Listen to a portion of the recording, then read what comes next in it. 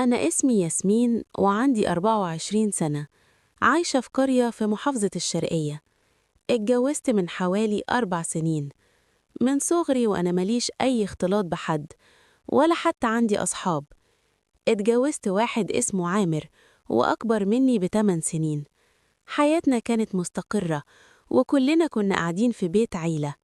حماتي قاعدة في الدور الأرضي وأخو جوزي كان قاعد في الدور التاني، وأنا ساكنة في الدور الأول. أنا جوزي بينزل الفجر يروح الشغل بتاعه، هو شغال في مصنع بتاع ملابس بس في القاهرة، فبيسافر كل يوم الصبح، بيمشي على الساعة 5 الفجر كده وبيرجع على الساعة 1 بالليل. ولحد دلوقتي بعد 4 سنين جواز لسه ربنا ما رزقنيش بأولاد.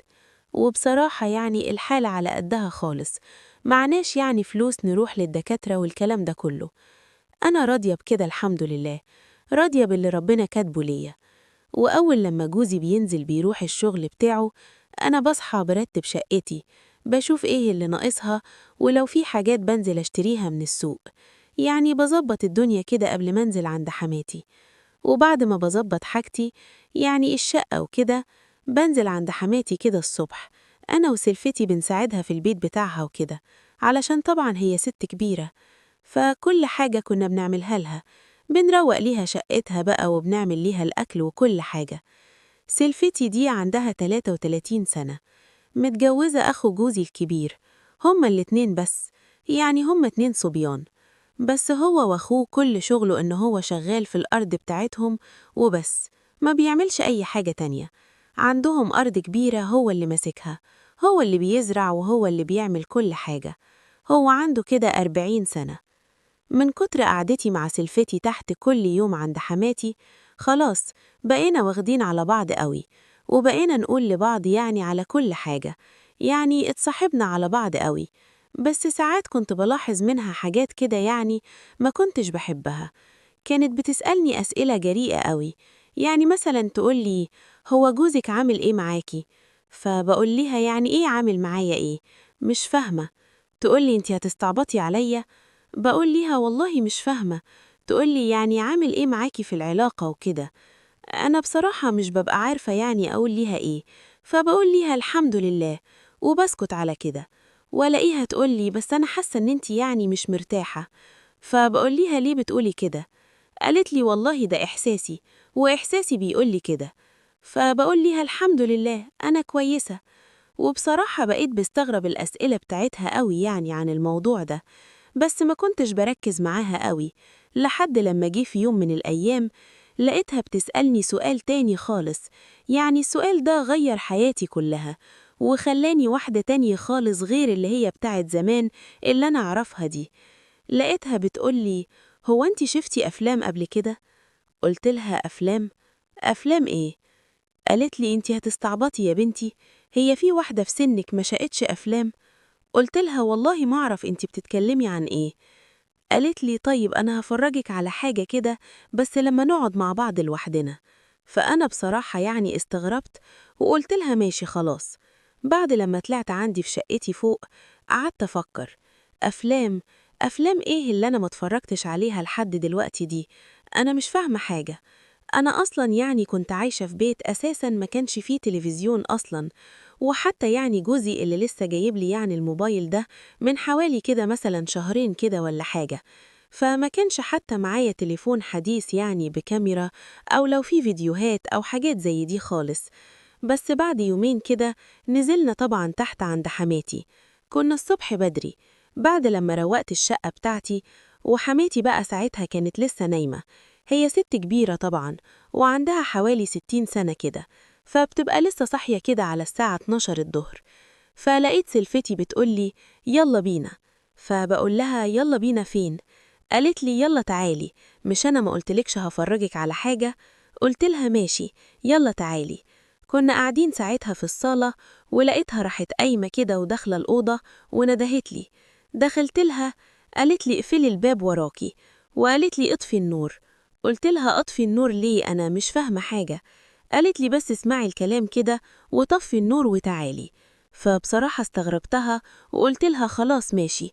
ورحت طفيت ليها النور بتاع الأوضة وكده، وكان النور بتاع الموبايل بتاعها بس اللي كان عامل ضوء كده خفيف، وقالت لي تعالي اقعدي جنبي هنا على السرير. رحت فعلا قعدت جنبها وهي ماسكة الموبايل، راحت مشغلة لنا كده فيديو وأنا قاعدة جنبها. قصة الفيلم اللي كانت مشغلاه إن في واحدة قاعدة مع جوزها في البيت، وكانت بتشتكي إن ضرسها تعبها. طبعا الفيديو كان بالإنجليزي، بس ده اللي فهمته من الفيديو. وقالت لجوزها إن هي عاوزة يعني تروح للدكتور. المهم جوزها أخدها وودها للدكتور، وكانوا متأخرين، يعني هما كانوا آخر الناس في العيادة. لما جه الدكتور بتاعها وجه الدور بتاعها، دخلوا هما الاتنين للدكتور. بس واضح إن أول ما الدكتور شافها يعني بصلها كده من فوق لتحت، يعني عجبته قوي، وفضل يبص عليها جامد. وبعدين الدكتور راح طلب من جوزها طلب غريب قوي، قال له انت هتستنى بره لحد يعني لما أخلص. وفعلا جوزها خرج، وهي مددت كده على الكرسي بتاع الدكتور بتاع الأسنان بتاع الكشف يعني. وكان في ستارة بيضة كده ورا الكرسي بتاع الدكتور، لما بيشدها أو بيفردها أو أي حد يعني يفتح الباب من بره ما يشوفش المريض.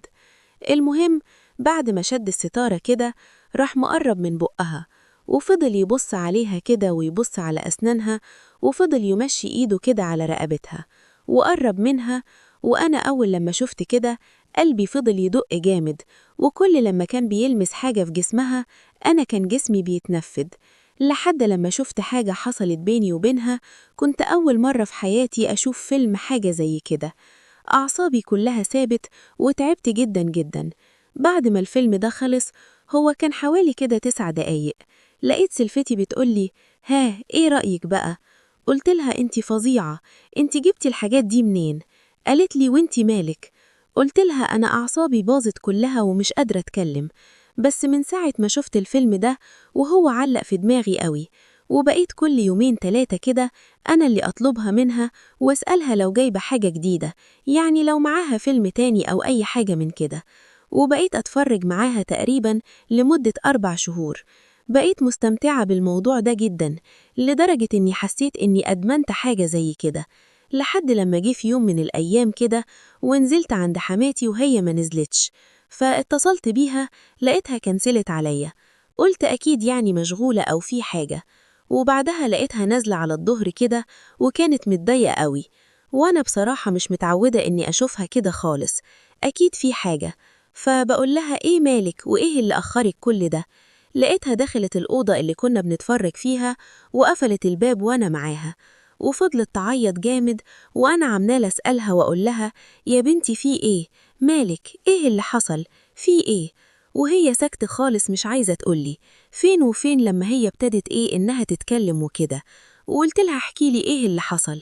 قالت لي جوزي عرف كل حاجة. وقلت لها عرف كل حاجة إزاي يعني؟ مش فاهمة. قالت لي مسك التليفون بتاعي وشاف كل حاجة، شاف الفيديوهات والأفلام اللي كنا بنتفرج عليها، وصحاني من النوم. فضل يضرب فيا وكان هيطلقني، وفضل يقول لي مين اللي شاف الحاجات دي معاكي وانتي جبتيها منين وازاي؟ قلت له جبتها من على النت. ومن كتر ما هو عمال بيضرب فيا علشان يهدى شوية، قلت له ان انت كمان بتتفرج معايا. قلت لها نعم. قلتي له ايه؟ قلتي كده؟ حرام عليكي. قالت لي ما هو مش عايز يبطل ضرب فيا، فقلت اقول له على حاجة يعني تشغله عني. قلت لها ربنا يسامحك يا شيخة. وقالك ايه بقى لما قلتي كده؟ هو بطل ضرب فيا وراح دخل كده البلكونة وما بقاش يتكلم معايا، مش عارفة ناوي يعمل معايا ايه. قلت لها أنا خايفة بقى حسن يقول لجوزي. حرام عليكي. بعدها بيومين كده كنت عند حماتي، لقيت أخو جوزي ده عمال بيبصلي كده بصات غريبة. سلفتي ساعتها كانت فوق في شقتها، راح ندبلي عليا وقال لي أنا عرفت اللي حصل بينك وبين مراتي. قلت له عرفت إيه يعني؟ مش فاهمة. قال لي أنت عارفة كويس. وقلت له لأ أنا مش عارفة حاجة، وبينت له يعني إني ما عملتش حاجة والكلام ده كله. فقلت له انت بتقولي ليه كده؟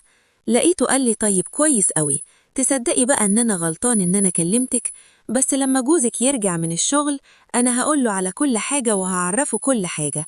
وراح خارج من الشقة وقفل الباب وراه.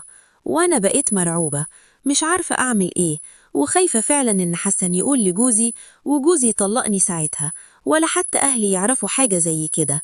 رحت فاتحة باب الشقة ورحت جري وراه، لقيته طالع كده على السلم، ورحت له بسرعة ووقفت قدامه وقلت له أبوس رجلك ما تقول أي حاجة، أنا والله أول مرة في حياتي أشوف حاجة زي كده، أو أنا حتى أعمل حاجة غلط زي كده. قال لي طيب انزلي وهنبقى نشوف الموضوع ده بعدين. بعدها بحوالي ساعتين كده سلفتي نزلت عند حماتي، ورحت حكيت لها اللي حصل من جوزها، وقالت لي فعلا ده هو كان ناوي يقول لجوزك. قلت لها طيب علشان خاطري بالله عليكي كلميه إن هو يعني ما يقولش لجوزي حاجة، اطلعي له دلوقتي كده وقولي له ما يقولش لجوزي حاجة. وفضلت اتحايل عليها لحد لما طلعت علشان تقول لجوزها إن هو يعني ما يعرفش جوزي.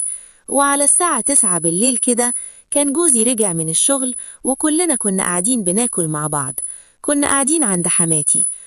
وأخو جوزي كل شوية عمال بيبصلي وأنا مرعوبة، لحد لما خلصنا الأكل وبعد كده طلعت أنا وجوزي شقتنا ولقيته بيتعامل معايا كويس. عرفت إن الحمد لله ما قالوش حاجة ولا اتصل بيه.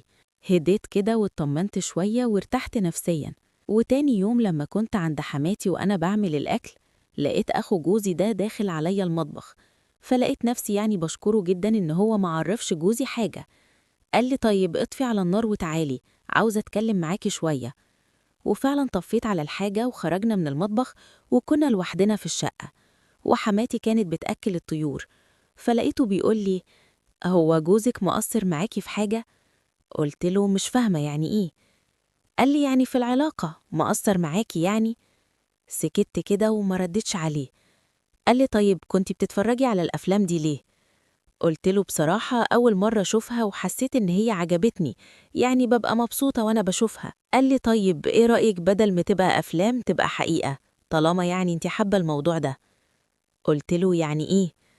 قال لي يعني أنا عاوزك تفتحي دماغك كده معايا ولا أروح أقول لجوزك؟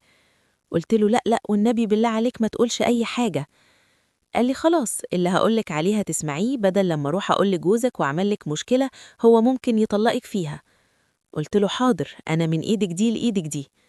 وسابني ومشي وأنا عمالة أفكر في كلامه، وفهمت إن هو عاوز يعمل معايا حاجة كده يعني، بس أنا ما كنتش متأكدة وما كنتش عارفة أعمل إيه.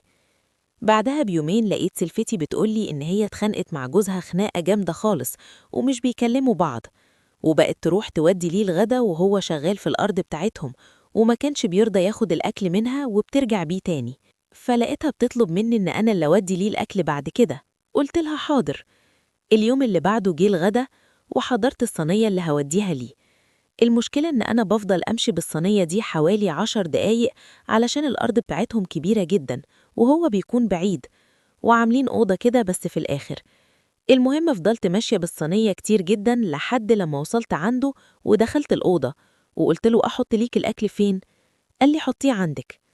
ويدوب لفيت وحطيت الصينية على الأرض، وبقوم لقيته كان في ظهري ومسكني من وسطي.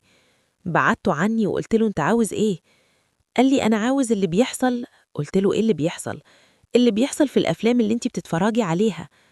قلت له ما ينفعش، الأفلام دي تمثيل، ولو جوزي عرف هتطلق فيها وبيتك وبيتي هيتخرب. قال لي ما تخافيش، مفيش حد هيعرف حاجة ولا حتى مراتي. وراح مقرب عليا كده واخدني في حضنه وفضل يحضن فيا كتير قوي. ولقيت الوقت هيتأخر، قلت له معلش الوقت هيتأخر وأنا همشي دلوقتي وهبقى أجيلك تاني. ومشيت من عنده بالعافية وعمالة أكلم في نفسي ومش مستوعبة اللي بيحصل. أنا جسمي كله بيترعش وحاسة إن أنا هيغمى عليا، وكنت دايخة جدا. ولما رجعت البيت قعدت مع نفسي كده وطلعت شقتي ودخلت أوضتي وقفلت عليا الباب ونمت علشان مش مستوعبة اللي بيحصل ده. هو اللي حصل معايا ده ليه؟ بعد ما عدى يومين على الموضوع ده لقيت نفسي بقعد لوحدي كده في الأوضة، وبقيت أحس يعني بإحساس غريب جدا، إحساسي إن أنا عاوزة أروح ليه تاني، عاوزاه يعمل كده تاني معايا. مش عارفة ده سببه إيه، بس هو ده الإحساس اللي كان ساعتها مسيطر عليا، لأني كنت المرة اللي فاتت مبسوطة قوي وما بقيتش أحس خالص بجوزي، وبقيت أنا اللي بودي ليه الغدا كل يوم في الأرض، بس ما كانش بيحصل بينا أي حاجة غير أحضان وبس، لأني بضطر إن أنا أرجع بسرعة علشان يعني ما ينفعش أتأخر. وبقى كل ما يكون فرصة يعني نكون سوا في الشقة عند حماتي أو حتى في الأرض لازم تحصل حاجة ما بينا، لحد لما اعترف لي إن هو بيحبني وما بقاش يحب مراته أبدا، وأنا كمان اعترفت له إن أنا بحبه قوي وبحب كده معاه وبكون مبسوطة جدا وأنا معاه. لحد لما في يوم من الأيام قال لي إن هو هيودي مراته عند أهلها، يعني تفضل يومين هناك، هي عايزة تروح هناك بقالها فترة، وانتي أول لما جوزك يروح الشغل ما تنزليش عند أمي، تجيلي الشقة عندي علشان بقى ناخد راحتنا شوية. قلت له ماشي. وبعد ما سلفتي مشيت تاني يوم الصبح، أول لما جوزي نزل على شغله، رحت لابسة بقى قميص نوم حلو كده تحت العباية، ورحت متصلة بيه الأول وقلت له أجيلك. قال لي يلا أنا مستنيكي. رحت نزلت وفتحت باب الشقة ودخلت، ورحت داخلة وراه، وهو شال العباية بتاعتي وشافني واتجنن، حسيت إن هو طاير من الفرحة. حصل بينا كل حاجة وكأننا متجوزين بالظبط، وفضل معايا حوالي ساعة، وبعدها قمت ونزلت شقتي ونمت لأني خلاص حاسة إن في عالم تاني خالص، ومش عايزة حاجة تانية أبدا من الدنيا. ومع الوقت ما بقتش أحب جوزي خالص، ما بقتش أحبه إن هو يقرب مني، ولما كنت بخليه يقرب مني كنت بعمل الحاجة كده يعني تأدي واجبه وبس، مش أكتر من كده. لحد لما أخو جوزي بيقولي بعد كده هنبقى عندك في الشقة على طول، أول لما جوزك ينزل ويروح الشغل هجيلك، هعمل نفسي يعني رايح الأرض وكده وانزلك. وفعلا بقى كل يومين أو 3 كده لازم يعدي عليا ونعمل كل حاجة سوا. هو فضلنا حوالي 5 شهور، لحد لما في يوم حسيت إن أنا عندي مغص جامد قوي في بطني، وكنت عمالة آخد أدوية والمغص مش بيروح. رحت للصيدلية اللي عندنا في البلد وقلت لها يعني إني متجوزة وعندي مغص مش بيروح. قال لي طيب قولي ليا الأعراض اللي عندك، وحكيت لها على الأعراض اللي عندي اللي أنا بحس بيها. راحت الدكتورة اللي هناك قالت لي طيب روحي على المعمل كده دلوقتي واعملي تحليل حمل. قلت لها إيه؟ حمل؟ أنا كنت شايلة الموضوع ده أصلا مش بفكر فيه وناسياه خالص. حامل إزاي دلوقتي؟ المهم رحت وعملت التحليل، واتصدمت لما عرفت نتيجة التحليل إني حامل، وإني بقيت مش عارفة مين أبو اللي في بطني ده. اللي في بطني ده يعني يبقى ابني منين؟ ابن جوزي ولا لأ؟ ولا حصلت حاجة من أخوه هي اللي خلتني أحمل؟ بعد ما خلفت اتكلمت إني عاوزة أعمل تحليل لأني لازم أعرف ده ابني مين. سألت على النت وكده وعرفت إن في تحليل كده غالي وهو ده اللي هيحدد النسب. فساعتها قلت لأخو جوزي إحنا لازم نعمله علشان نتأكد. قال لي وأنا كمان برضو عايز إن أنا أرتاح. واتفقنا فعلا على يوم نروح فيه التحاليل. رحنا القاهرة وكان معايا ساعتها شوية دهب كده، بعتهم وعملنا التحاليل، وقالوا لينا على النتيجة هتظهر بعد 4 أيام. ورجعنا للبلد وأنا بقيت قاعدة على أعصابي. نزلت تاني للقاهرة بس من غير ما أعرف أخو جوزي، علشان خفت الصراحة إن هو يروح قبلي وياخد النتيجة ويضحك عليا. رحت في المكان اللي عملنا فيه التحاليل وطلبت منهم النتيجة، وساعتها هم ادوهالي بس أنا ما كنتش فاهمة فيها أي حاجة خالص. فقلت لها طيب والنبي معلش يعني لو في دكتور بس يقول النتيجة دي إيه. وفعلا ندهت على حد كده من جوه، دكتور بص على النتيجة كده وقال لي النتيجة دي ملهاش أي علاقة بالشخص اللي جه معاكي عمل التحاليل بتاعة الطفل ده. قلت له يعني الاتنين ملهمش علاقة ببعض؟ قال لي لأ. قلت له أنت متأكد يعني يا دكتور، متأكد من الكلام ده؟ قال لي طبعا متأكد. خدت الورق منه وأنا طايرة من السعادة إن ده ابني وابن جوزي. خرجت من المعمل ورحت مقطعة الورقة حتت صغيرة كده ورحت رمياها، أنا مش هنفع أروح بيها طبعا. وخدت عهدي على نفسي قدام ربنا إني عمري ما هرجع للطريق ده تاني أبدا، وعلاقتي بأخو جوزي دي هتنتهي للأبد، وهكون إنسانة تانية خالص وعيش لجوزي وابني وبس. ويا ريت حد لو سامع قصتي للنهاية يكتب لي في التعليقات يقول لي إزاي أتعامل مع أخو جوزي لو فكر بعد كده إن هو يهددني، أتصرف معاه إزاي، وأنا خلاص أخدت عهد على نفسي قدام ربنا إن عمري ما هرجع للطريق ده تاني أبدا. أنا حمدت ربنا إن هو طلع ابني وابن جوزي، بس لحد كده وكفاية، مش عايزة أعمل حاجة تاني تغضب ربنا. ربنا الحمد لله ستر معايا لحد دلوقتي، فبجد محتاجة حد يقول لي أتصرف إزاي مع أخو جوزي.